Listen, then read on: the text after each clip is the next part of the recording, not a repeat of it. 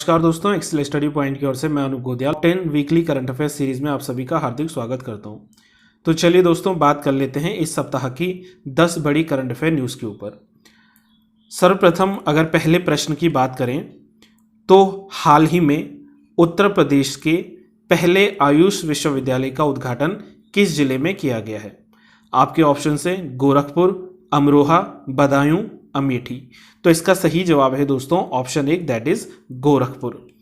हाल ही में गोरखपुर में इस विश्वविद्यालय की आधारशिला भारतीय राष्ट्रपति रामनाथ कोविंद के द्वारा रखी गई है।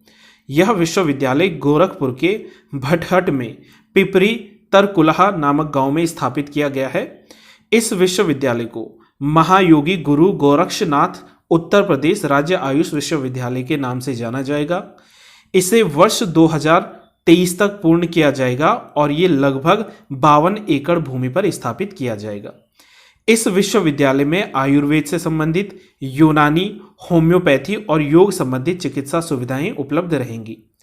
यह विश्वविद्यालय लगभग 299 करोड़ रुपए बजट के साथ जो है तैयार किया जाएगा। साथ साथ में ये भी जान लेते हो दोस्तों कि आयुष क्या है। तो आयुष मंत्रालय जो है इसके द्वारा आयुर्वेदा, योगा, नेचुरोपैथी, यूनानी, सिद्धा, सोवरिकपा एंड दी होम्योपैथी को मिलाकर एक शब्द कॉइन किया गया था, दैट इज आयुष।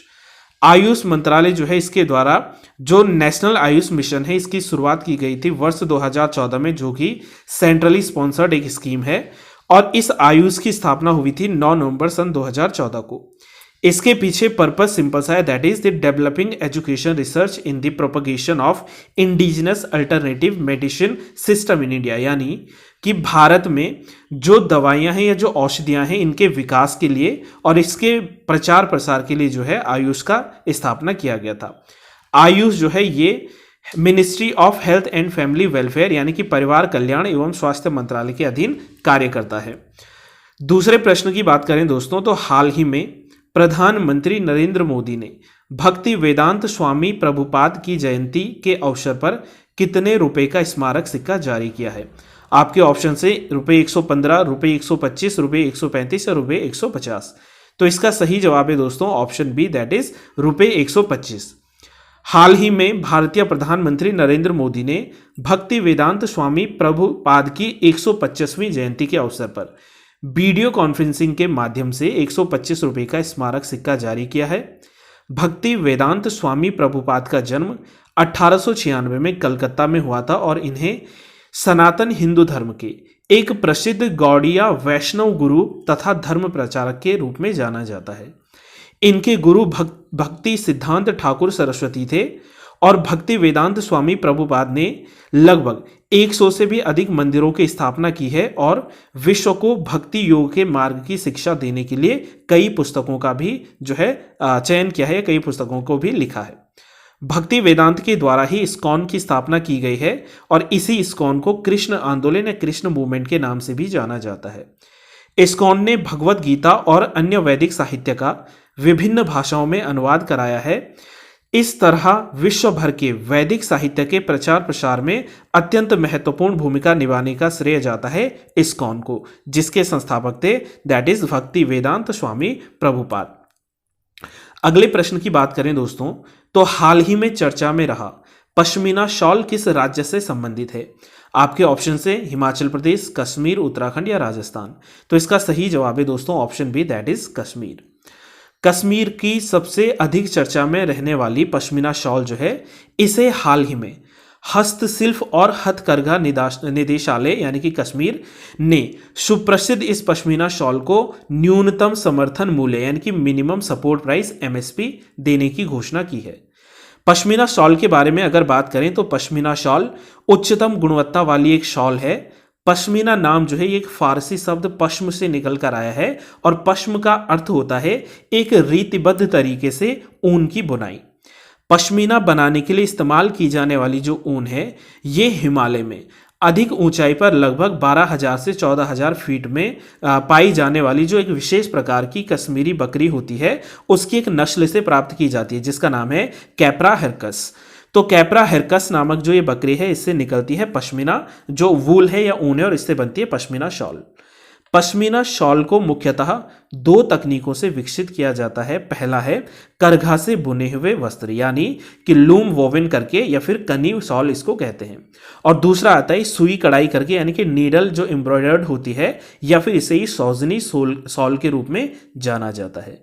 वहीं शॉल बनाने में प्रयोग होने वाला जो मूल कपड़ा है ये 3 प्रकार का होता है। पहला है सहतूश, दूसरा है पश्मीना और तीसरा है राफेल। तो राफेल हो गया, पश्मीना हो गया, सहतूश हो गया, इन तीनों से मिलकर बनती है पश्मीना शॉल। वहीं अगर बात करें जीआई टैग क्या है, तो इसका फुल फॉर्म है जियोग्राफिकल इंडिकेशन टैग, या हिंदी में कहते हैं भौगोलिक संकेतक। तो भौगोलिक संकेतक एक ऐसा संकेतक है जिसका प्रयोग इससे निश्चित भौगोलिक क्षेत्र में उत्पन्न होने वाली जो विशेष विशेषताएं हैं इनकी वस्तुओं को पहचान करने के लिए इनके हेतु मदद करता है। भौगोलिक संकेतक का उपयोग कृषि, प्राकृतिक और निर्मित वस्तुओं में किया जाता है। भारत में जीआई टैग को पंजीकरण यानी कि रजिस्ट्रेशन करवाने का श्रेय जाता है geographical indication registration and protection act 1999 के अंतर्गत। यहां पर जो रजिस्ट्रार होते हैं वो geographical indication registration and protection act के अंतर्गत इसे रजिस्टर्ड करते हैं। वैश्विक स्तर पर विश्व व्यापार संगठन के बौद्धिक संपदा अधिकार के व्यापार संधि संबंधी पहलुओं यानी कि ट्रिप्स के द्वारा जो है जीआई टैग दिया जाता है। और जीआई टैग जो है लगभग 10 सालों के लिए रजिस्टर्ड होता है। प्रत्येक 10 साल में जीआई टैग को नवीकृत करवाना पड़ता है या इसका री रजिस्ट्रेशन करवाना पड़ता है। वहीं बात करें कि एमएसपी क्या है, तो एमएसपी का मतलब है मिनिमम सपोर्ट प्राइस या न्यूनतम समर्थन मूल्य। इसको पहले समझ लेते हैं कि मान लीजिए कोई किसान जो है, इस किसान को गेहूं की खेती करनी है, तो अब इनको गेहूं की खेती करने के लिए इनको इनकरेज करने के लिए सरकार क्या करेगा, जिस समय ये फसल बोते हैं सरकार इनको एक प्राइस जो है अश्योर्ड कर देता है, एक प्राइस फिक्स कर देता है। फॉर एग्जांपल सरकार ने कह दिया कि पर केजी पर 20 रुपीज में जो है अगर आपसे कोई रिटेलर नहीं खरीदता, कोई दुकानदार नहीं खरीदता, तो सरकार आपसे क्या करेगी, आपका गेहूं खरीदेगी 20 रुपए के हिसाब से। ठीक है, ये मतलब एक फिक्स्ड प्राइस है। चाहे तो किसान इससे ऊपर के प्राइस में जो है मार्केट में बेच सकता है या जो मंडियां होती हैं वहां पर बेच सकता है। अगर कोई इसका खरीदार ना मिले तो सरकार खरीदती है। मतलब इसके कहने का ये है कि जो यहां पर किसान होगा उस किसान को जो है ये सिक्योरिटी मिल गई है कि भाई मेरी फसल जो है ये बर्बाद नहीं जाएगी, बल्कि सरकार हमसे खरीदी लेगी अगर कोई अन्य नहीं खरीदेगा। चलो इसको थोड़ा और जो है डिटेल में जानते हैं कि न्यूनतम समर्थन मूल्य किसी भी फसल पर दिया जाने वाला वह न्यूनतम मूल्य है जिसे सरकार किसानों के लिए लाभकारी मानती है और इसीलिए किसानों का समर्थन करती है। न्यूनतम समर्थन मूल्य किसानों की उत्पादक लागत में से कम 8 गुना अधिक होती है।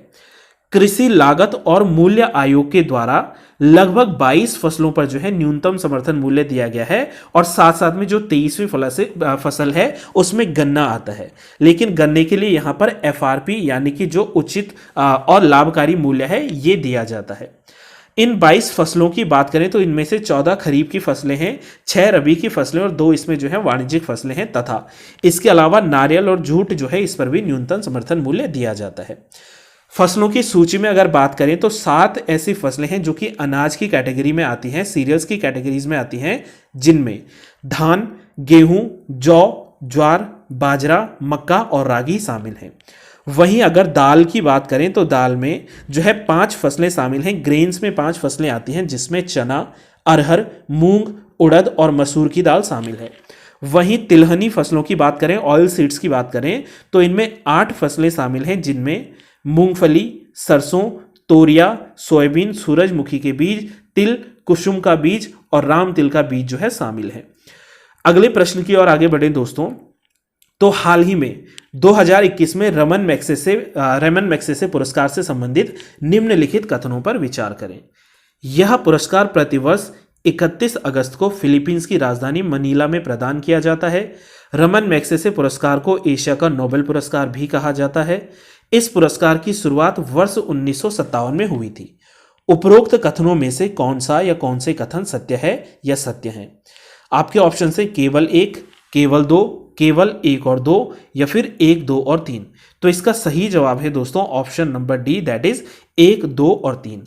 इट मीन्स कि जो ये रमन मैग्सेसे पुरस्कार है इससे प्रत्येक वर्ष 31 अगस्त को फिलीपींस की राजधानी मनीला में प्रदान किया जाता है और साथ साथ में इसे ही एशिया का नोबेल पुरस्कार की संज्ञा मिली है और इसकी शुरुआत वर्ष 1957 में हुई थी।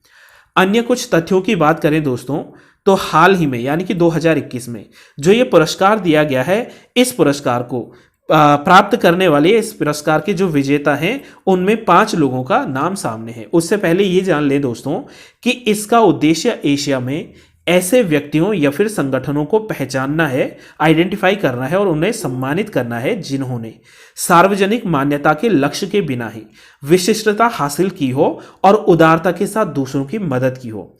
इनमें से जो 2021 के विजेता हैं उसमें पहला नाम आता है और इंपॉर्टेंट नाम आता है डॉक्टर फिरदौसी कादरी, जो कि बांग्लादेश में एक वैक्सीन वैज्ञानिक के रूप में जाने जाते हैं और उनकी इमेज जो है आप लोग यहाँ पर देख सकते हैं।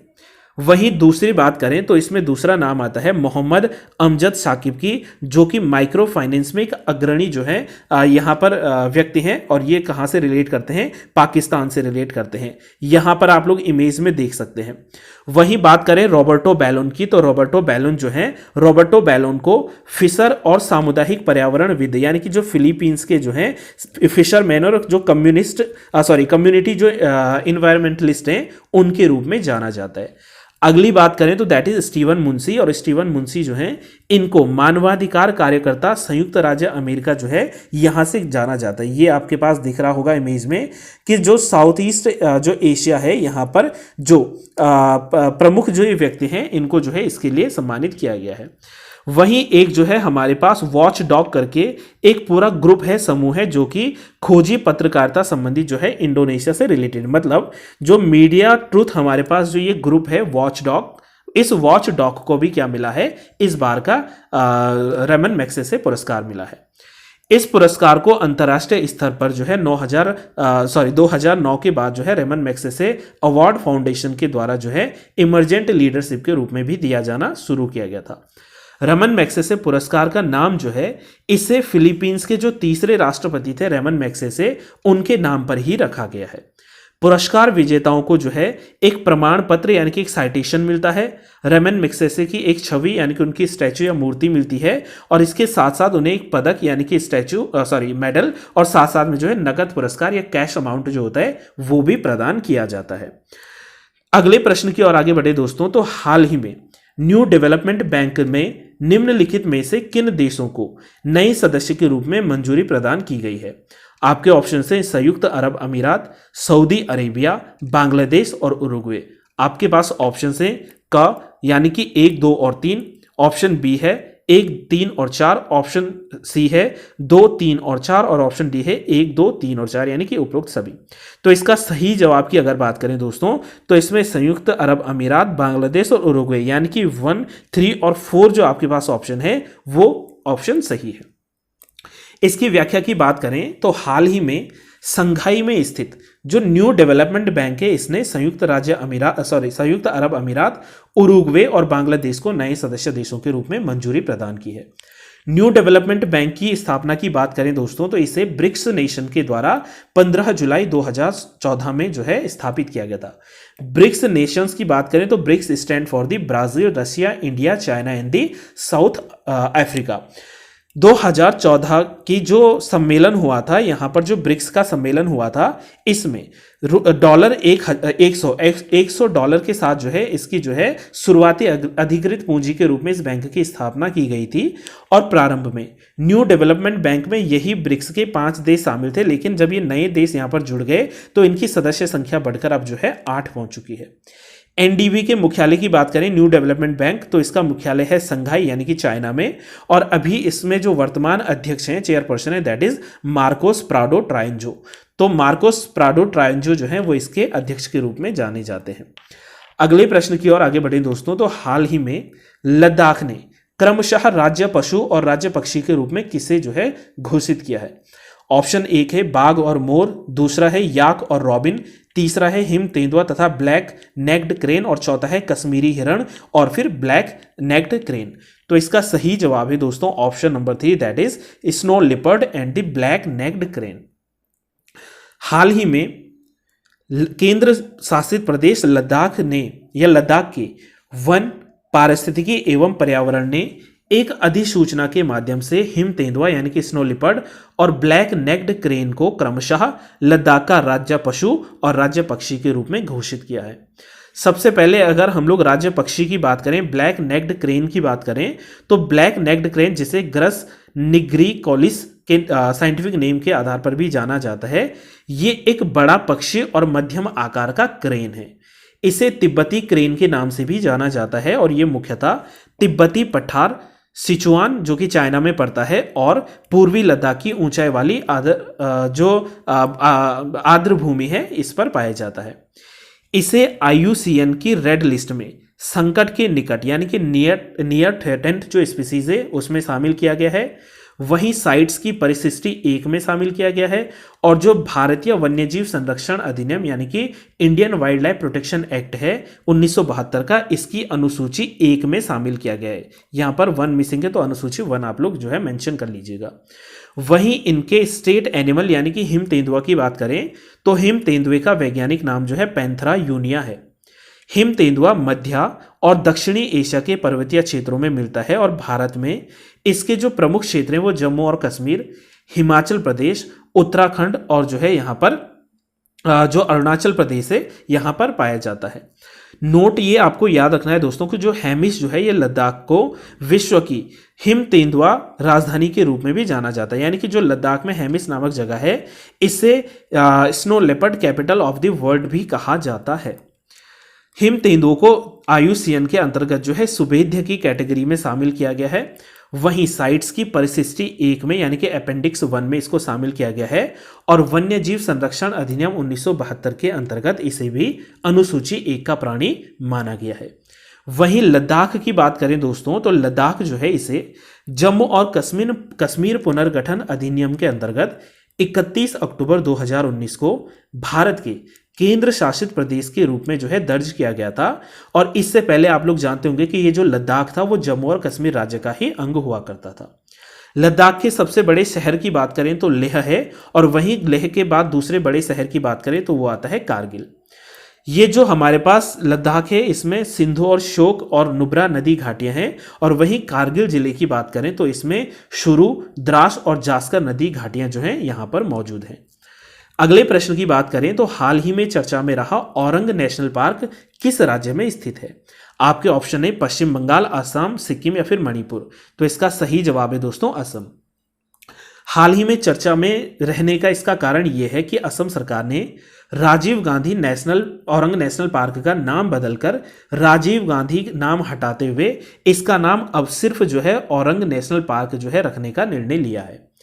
असम सरकार के जो प्रवक्ता हैं और जो जल संसाधन मंत्री हैं पीयूष हजारिका, इन्होंने इस फैसले की पुष्टि की है और हमें जानकारी दी है कि जो वहाँ के आदिवासी हैं यानी कि असम के जो आदिवासी हैं और जो जनजातीय समूह है ये लंबे समय से ये मांग कर रहे थे कि राजीव गांधी जो है औरंग नेशनल पार्क में से राजीव गांधी का नाम हटाकर इसे औरंग नेशनल पार्क रखा जाए। इससे पहले आपको बता दूं दोस्तों कि वर्ष 2005 में कांग्रेस सरकार के तहत जो कांग्रेसी नेता तरुण गोगोई थे, इनकी सरकार ने ही क्या किया था, इस नेशनल पार्क का नाम राजीव गांधी नेशनल पार्क के नाम पर रखा था। वहीं औरंग नेशनल पार्क से जुड़े हुए प्रमुख तथ्यों की बात करें तो औरंग नेशनल पार्क असम राज्य में उदलगुड़ी और सोनितपुर जिले में एक राष्ट्रीय उद्यान है यानी कि नेशनल पार्क है, और यह ब्रह्मपुत्र नदी के उत्तर में स्थित है। इस पार्क की स्थापना वर्ष 1985 में एक वाइल्ड लाइफ सेंचुरी यानी कि वन्यजीव अभ्यारण्य के रूप में की गई थी, और इसे ही वर्ष जो है 1999 में अप्रैल 1999 में नेशनल पार्क यानी राष्ट्रीय उद्यान का दर्जा भी मिला था।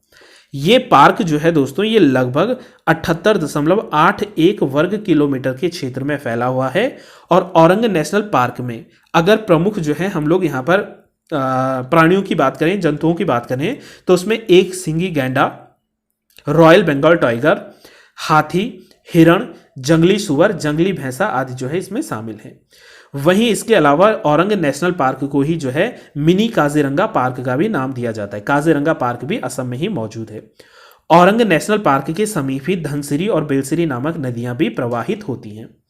असम के अन्य नेशनल पार्क की बात करें तो इसमें Kaziranga national park, Nameri national park, Dibru Saikhowa national park और मानस नेशनल पार्क शामिल हैं। और पांचवें नेशनल पार्क के रूप में औरंग नेशनल पार्क जो है, ये 5 बड़े जो हैं आसाम के नेशनल पार्क हैं। अगले प्रश्न की ओर आगे बढ़ते हुए देखते हैं दोस्तों कि हाल ही में तमिलनाडु के राज्यपाल बनवारी लाल पुरोहित को किस राज्य और केंद्र शासित प्रदेश का अतिरिक्त कार्यभार प्रदान किया गया है। आपके पास ऑप्शन है पंजाब और चंडीगढ़, हरियाणा और चंडीगढ़, राजस्थान और चंडीगढ़ या फिर महाराष्ट्र और चंडीगढ़। तो इसका सही जवाब है दोस्तों ऑप्शन 1 दैट इज पंजाब और चंडीगढ़। अभी हाल ही में तमिलनाडु के राज्यपाल बनवारी लाल पुरोहित को पंजाब के राज्यपाल का अतिरिक्त प्रभार तथा चंडीगढ़ के प्रशासक यानी कि एडमिनिस्ट्रेटर का जो है एडिशनल कार्य या अतिरिक्त कार्यभार सौंपा गया है। इससे पहले पुरोहित को जो है सितंबर 2017 में तमिलनाडु का राज्यपाल नियुक्त किया गया था और उससे पहले वो असम में भी राज्यपाल के पद पर रह चुके थे। वहीं अगर हम लोग बात करें पंजाब के राज्यपाल और जो चंडीगढ़ के प्रशासक थे, इसके रूप में वीपी सिंह बदनौर जो थे, वीपी सिंह बदनौर कार्यरत थे। इन्हें जो है अभी रिप्लेस कर दिया है बनवारी लाल पुरोहित ने। इनकी नियुक्ति जो है की जाती है राष्ट्रपति के द्वारा। अगर हम लोग राज्यपाल से संबंधित संवैधानिक स्थिति की बात करें, कॉन्स्टिट्यूशनल जो हमारे पास पोजीशन है उसकी बात करें, तो भारतीय संविधान के 6वें भाग में अनुच्छेद 153 से लेकर अनुच्छेद 167 तक जो है, it means from article 153 to article 167 तक जो है हमारे पास राज्य की कार्यपालिका यानी कि स्टेट एग्जीक्यूटिव के बारे में प्रावधान किए गए हैं।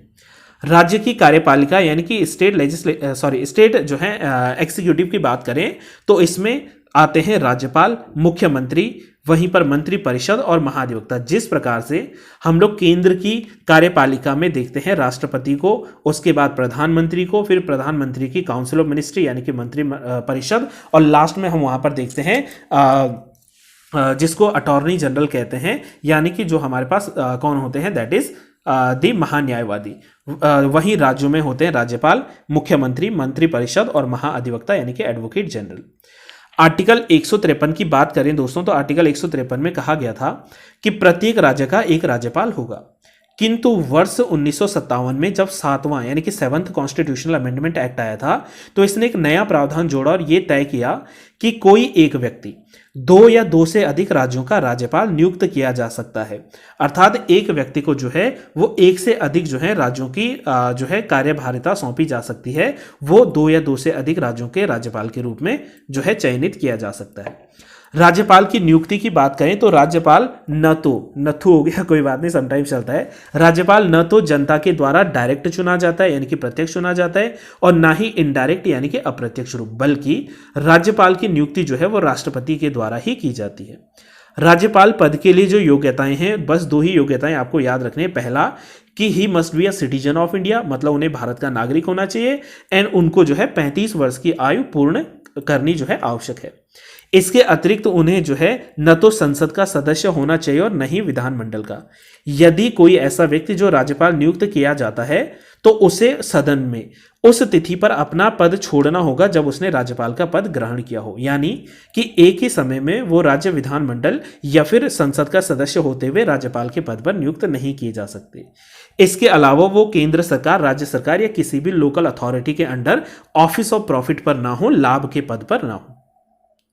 वहीं राज्यपाल के कार्यकाल की बात करें तो राज्यपाल का कार्यकाल जो है 5 वर्ष का होता है और इसे इस अवधि से पूर्व भी राष्ट्रपति जी के द्वारा जो है निष्कासित किया जा सकता है, हटाया जा सकता है। क्यों? क्योंकि राष्ट्रपति के प्रसाद पर्यंत यानी कि प्लेजर ऑफ द प्रेसिडेंट के आधार पर ही राज्यपाल जो है अपना पद धारण करते हैं। राज्यपाल किसी भी समय राष्ट्रपति को संबोधित करते हुए अपना त्यागपत्र दे सकते हैं।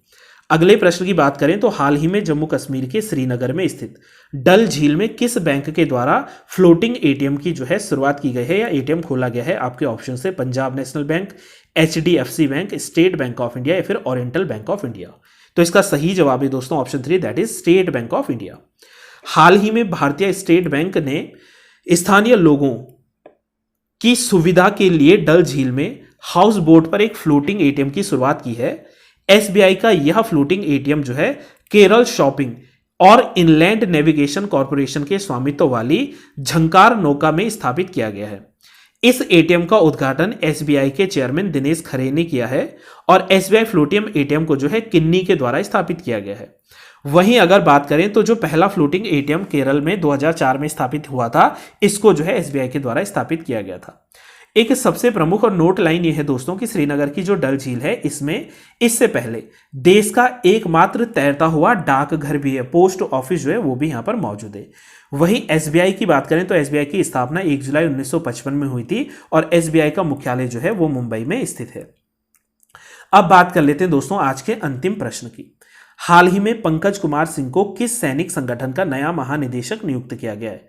आपके ऑप्शन है सीमा सुरक्षा बल यानी कि बॉर्डर सिक्योरिटी फोर्स, भारतीय नौसेना यानी कि इंडियन नेवी, भारत तिब्बत सीमा पुलिस यानी कि इंडो तिब्बतन जो हमारे पास बॉर्डर पुलिस है, और लास्ट में आता है भारतीय वायुसेना यानी कि इंडियन जो हमारे पास क्या है जो एयर हमारे पास मिलिट्री है। तो इसका सही जवाब है दोस्तों दैट इज ए भारतीय सीमा सुरक्षा बल। भारतीय पुलिस सेवा के यानी कि आईपीएस ऑफिसर जो थे 1988 बैच के पंकज कुमार सिंह को अभी हाल ही में सीमा सुरक्षा बल के नए महानिदेशक यानी कि जो महानिदेशक होते हैं डायरेक्टर जनरल डीजी, इसके रूप में नियुक्त किया गया है। वहीं दूसरी ओर जो है 1988 बैच के ही आईपीएस अधिकारी संजय अरोरा और बालाजी श्रीवास्तव को भी क्रमशः भारत तिब्बत सीमा पुलिस यानी कि जो हमारे पास आईटीबीपी है इसके जो है प्रमुख के रूप में संजय अरोड़ा जी को और बालाजी श्रीवास्तव को जो है पुलिस अनुसंधान एवं विकास ब्यूरो का नया प्रमुख नियुक्त किया गया है। वहीं बॉर्डर सिक्योरिटी फोर्स की बात करें तो जिस समय भारत पाकिस्तान युद्ध में भारत जो है इंगेज था 1965 में इस सीमा की यानी कि जो सीमाएं हैं इस पर रक्षा के उद्देश्य से सीमा सुरक्षा बल की स्थापना की गई थी और बीएसएफ का जो मुख्यालय है वो नई दिल्ली में स्थित है। वहीं अगर आईटीबीपी की बात करें तो आईटीबीपी का गठन 24 अक्टूबर 1962 को 1962 को भारत और चीन युद्ध के उपरांत देश के उत्तरी सीमाओं की सुरक्षा करने के लिए किया गया था। आईटीबीपी का भी मुख्यालय नई दिल्ली में स्थित है। वहीं आईटीबीपी जो है ये लद्दाख में काराकोरम रेंज से लेकर या काराकोरम जो पास है दर्रा है इधर से लेकर अरुणाचल प्रदेश में जो जचेपला नामक दर्रा है जचेपला दर्रा है, यहाँ पर लगभग 3488 यानी कि 3488 किलोमीटर के बीच में भारत और चीन जो है यहाँ पर सुरक्षा हेतु कार्यरत है या उत्तरदायी है। आईटीबीपी को प्रारंभ में केंद्रीय रिजर्व पुलिस बल अधिनियम 1949 के अंतर्गत गठित किया गया था, लेकिन 1992 में संसद ने आईटीबीपी एक्ट लागू किया था और वर्ष 1994 में इससे संबंध में जो है नए नियम क्रिएट किए थे या बनाए थे। वर्ष 2016 में पहली बार केंद्रीय सशस्त्र पुलिस बल जो है प्रवेश में परीक्षा के माध्यम से, ये यूपीएससी ने कंडक्ट करवाया था, यूपीएससी ने परीक्षा के माध्यम से कॉम्बैट अधिकारियों के रूप में महिलाओं को भी क्या दी थी, इनको भी मंजूरी दी थी कि अब ये भी जो है आईटीबीपी में शामिल हो सकती हैं या केंद्रीय सशस्त्र पुलिस बल में जो है शामिल हो सकती हैं। तो ये हमारे पास इस सप्ताह के टॉप 10 करंट अफेयर के न्यूज़ थे दोस्तों। आई रियली होप कि ये आप लोगों के लिए जो है काफ़ी नॉलेजेबल है, आने वाले एग्जाम्स में काम आएगा, आपसे पूछा जाएगा। इसी के साथ आज हम वीडियो का समापन यहीं पर करते हैं दोस्तों। अगर आपको वीडियो पसंद आता है तो वीडियो को लाइक ज़रूर करें, अपने दोस्तों के साथ शेयर करना ना भूलें और अगर आप चैनल से नहीं जुड़े हैं तो चैनल को सब्सक्राइब जरूर करें। टिल देन आप लोग स्वस्थ रहिए, सुरक्षित रहिए। जय हिंद, जय भारत, जय उत्तराखंड।